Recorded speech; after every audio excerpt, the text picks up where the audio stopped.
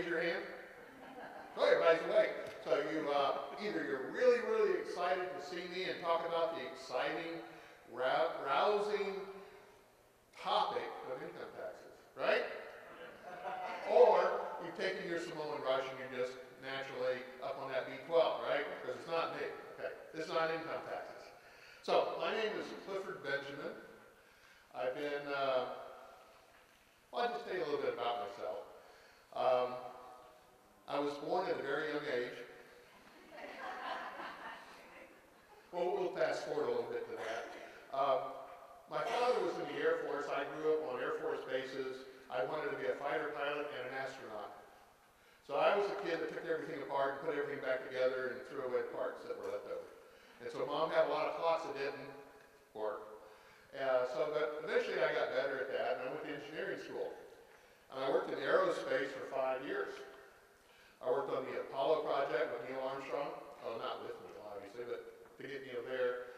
And when Neil lifted off, they said, Godspeed, Neil Armstrong. Oh, and by the way, you too, Cliff. We don't need you anymore. So then I went to work for Raytheon, and I worked for on the Polaris missile, Poseidon, Trident, and the Sea Sparrow for the Navy. So basically, you can say I'm a rocket scientist. Okay? Now, you don't need to be a rocket scientist to do income taxes. It just really helps a whole lot. Okay? So what I bring to preparing income taxes to your benefit is an engineering methodology. And what I mean by that, when we were working on the Apollo project and we had a question and we didn't know the answer to, obviously, there wasn't a book to go look because we were writing the book. There wasn't a box to go and where in this box is my answer. So I got trained to look outside of the box. How that translates into income taxes, everybody, every CPA, tax preparer, accountant, you name it, they all know the rule, the general rule. But how many of them make a study of the exceptions to the rule? Every one of them can tell you, oh no, you can't take that deduction. But if you look down a few paragraphs, there may be an exception where you can.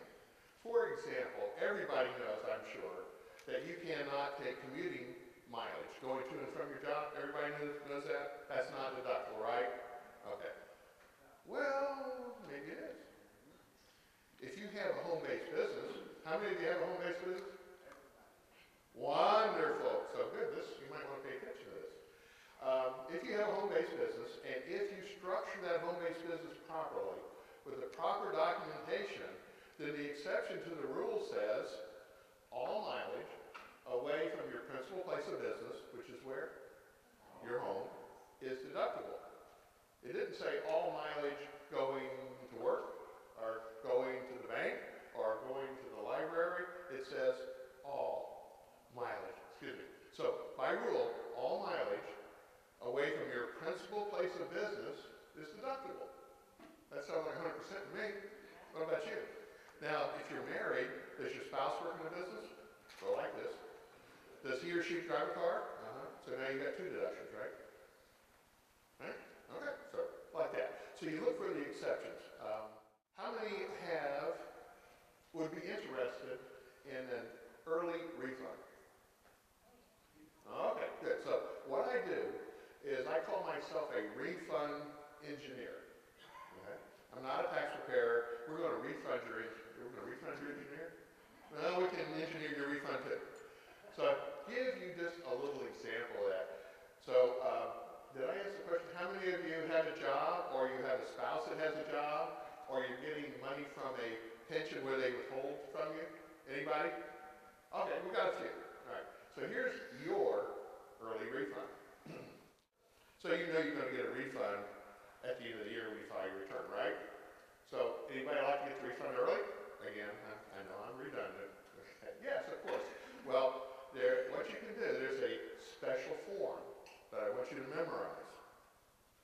It's called a W-4 form. So we have a little tax estimator, and it shows, let's say you're going to save $5,000 in taxes this year. So you take the W-4 form, you plug those numbers in, and you hand that to your boss, or whoever maybe you're getting money from a pension and they're withholding. So typically what will happen, they won't withhold as much. They won't withhold $100 a week. Now that's $400 a month, right? So what did I just show you? Is there anybody here that's not in Islandlife? Anybody that just got in? You just got in? All right. Thank you. Now, you may or may not have paid with a credit card, but let's say you paid with a credit card, right? And so you know what's going to happen at the end of the month. That bill is going to come due for it. Hopefully you got in as a first reactor. Yes? Go like this. Did you get a first reactor? Well, if you haven't, please do. Because I'm going to show you how to pay for it before that bill is due. Is that good? So if I could do that, would you do it? Would you sign up under me?